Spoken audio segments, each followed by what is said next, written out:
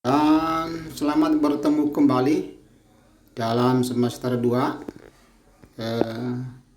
Walaupun masih dalam kondisi pembelajaran jarak jauh, kita coba membuat suatu media dengan tujuan mudah-mudahan bisa diterima dan dipahamin ya. Kali ini akan kita bahas masalah perbandingan ya. Jadi kita akan membahas masalah sehari-hari dengan bantuan perbandingan. Jadi membanding-bandingkan begitu ya, untuk mencari suatu kesimpulan ya. Nah, kemudian ada sekitar 5 agenda yang akan kita bahas kali ini.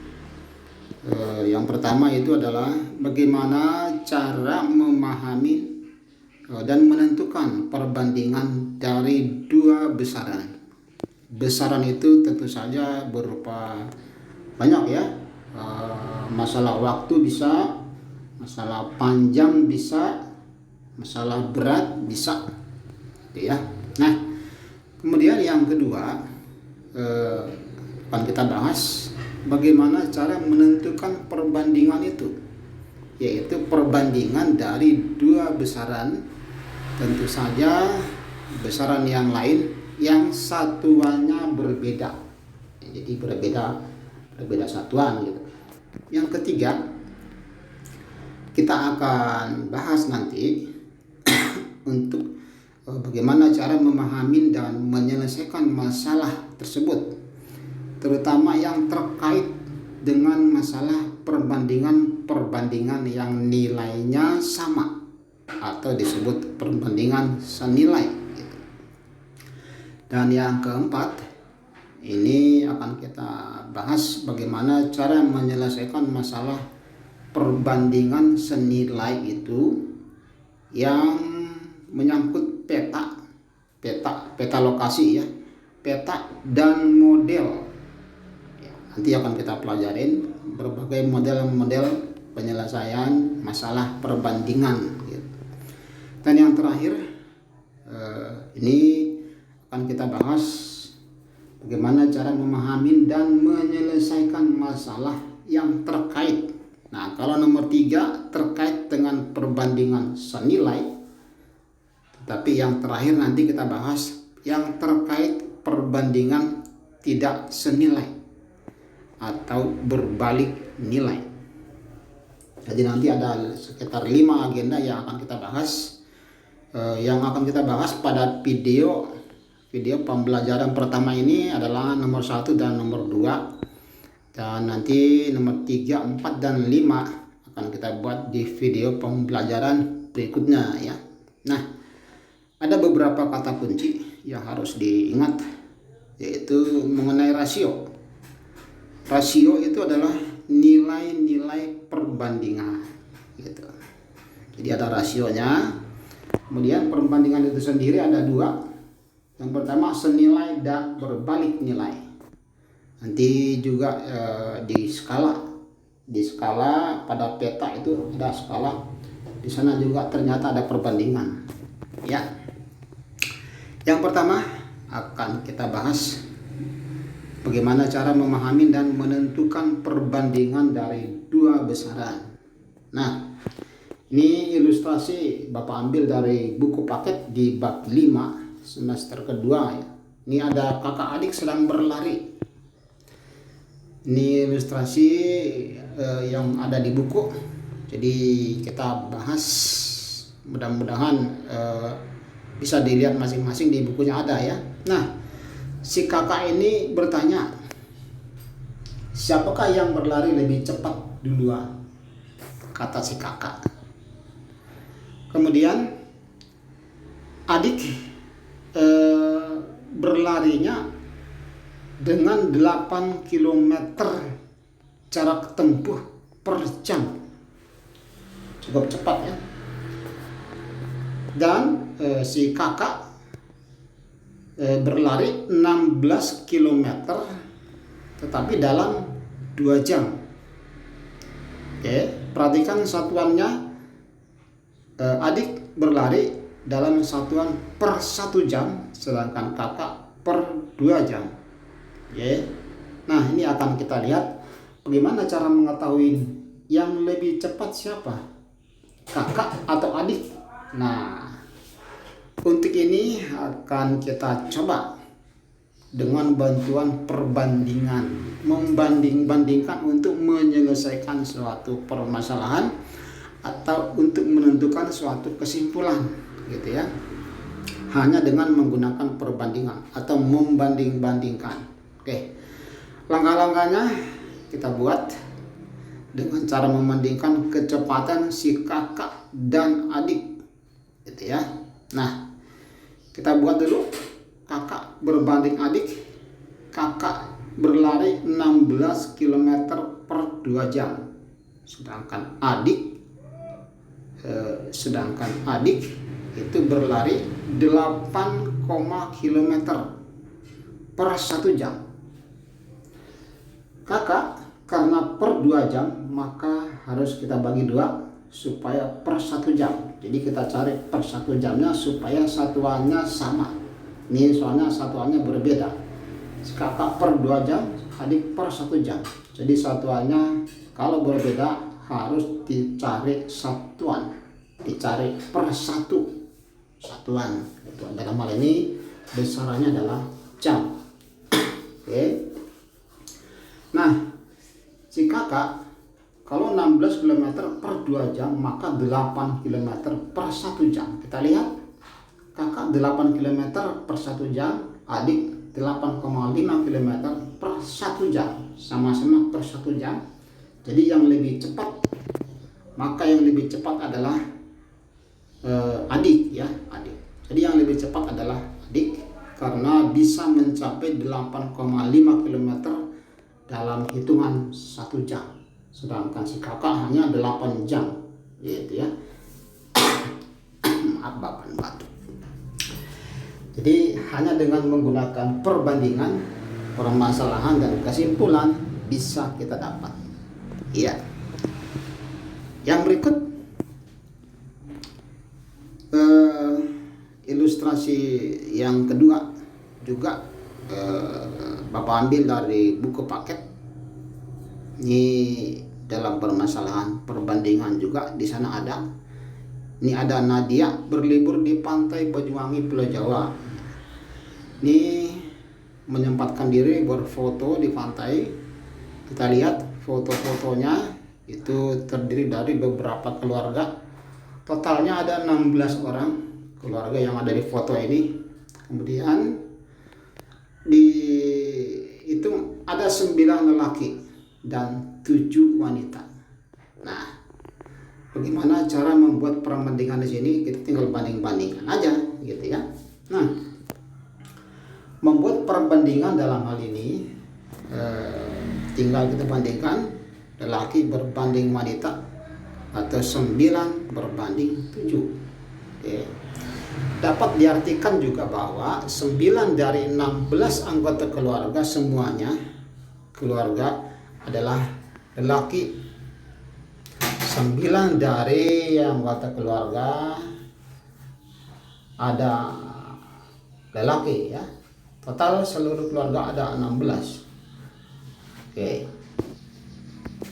Kemudian kalau kita tulis 9 dari 16, maka perbandingannya kita buat 9 perbanding 16 apabila lelaki dibandingkan dengan jumlah seluruh anggota ya, 9 berbanding 16.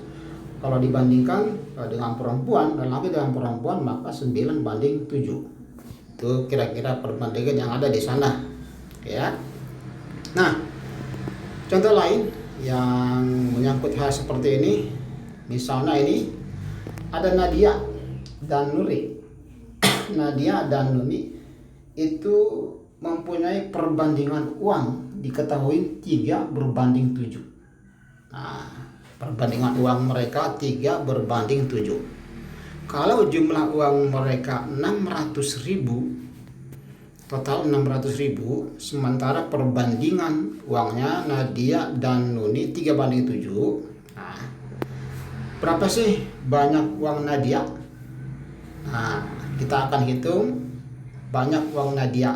Yang diketahui hanya perbandingannya aja, 3:7. Nah, perbandingan inilah yang akan kita gunakan untuk menghitung uang Nadia. Nadia banding Nuni berarti 3:7. Jadi Nadia adalah 3/10. Nah, kenapa ini per 10? Karena jumlah perbandingannya adalah 10 dikalikan dengan jumlah seluruh uang 600 ya. Jadi karena yang diketahui adalah seluruh uang, maka yang dibandingkan adalah seluruh perbandingan atau dijumlahkan 3/7. Jadi per 10. Kalau keluarga tadi lelaki 9, jadi 9/16 kalau dibandingkan ke seluruh keluarga. Jadi ya, kalau menyangkut seluruh maka jumlah dua-duanya. Karena ini menyangkut seluruh uang 600.000, jadi perbandingannya dijumlahkan menjadi 3+7 menjadi 10 ya. Jadi untuk menghitung uang Nadia adalah 3/10, sedangkan untuk menghitung uang Nuni adalah 7/10. Nah, kira-kira seperti itu. Jadi uang Nuni adalah 180.000, sedangkan uang Nadia adalah 3/10 kali 600 menjadi 180.000, sedangkan uang Nuni adalah 7/10 ya, kali 600.000 menjadi 420.000. Di terlihatnya yang lebih besar adalah uang Nuni ya, karena perbandingannya pun juga lebih besar di Nuni, 3/7. Oke. Nah, 3/7 dalam hal ini disebut sebagai rasio. Ada, kita kenal istilah perbandingan, nilai-nilai perbandingan terakhir disebut sebagai rasio. Nilai terkecil ya, perbandingan terkecil disebut sebagai rasio. Jadi rasionya adalah 3/7. Iya, itu rasio. Kemudian yang berikut, bagaimana cara menentukan perbandingan jika besaran dan satuan berbeda. Jika satuannya berbeda. Oke. Bapak ambil ini dari, ada orang naik sepeda. Ini Agung naik sepeda ya. Ini ilustrasinya dari buku paket juga. Agung sedang naik sepeda. Ini ketika Agung mengendarai sepedanya hingga mencapai 8 km dalam waktu 20 menit. Ya, dia bisa mencapai 8 km dalam waktu 20 menit. Oke. Dalam hal ini perbandingan yang dicapai Agung bisa kita tulis 8 km berbanding 20 menit. Tentu saja ini satuan berbeda ya, yang 1 km dan yang 1 menit. Bagaimana cara menentukan satuannya? Bagaimana cara menentukan besarannya kalau satuannya berbeda? Oke. Nah, kalau satuan yang berbeda dapat kita tulis disatukan aja. Disatukan yang 1 km dan yang 1 menit, berarti kita satuin menjadi kilometer per menit. Tinggal digabung ya, tinggal digabung. Dan ini menjadi satuan suatu kecepatan yang dicapai oleh Agung. Bisa menempuh 8 km dalam 20 menit, maka satuannya adalah kilometer per menit ya. Kemudian kecepatan yang diperoleh dengan cara membandingkan 8 km per 20 menit atau nilainya adalah 2/5 km per menit.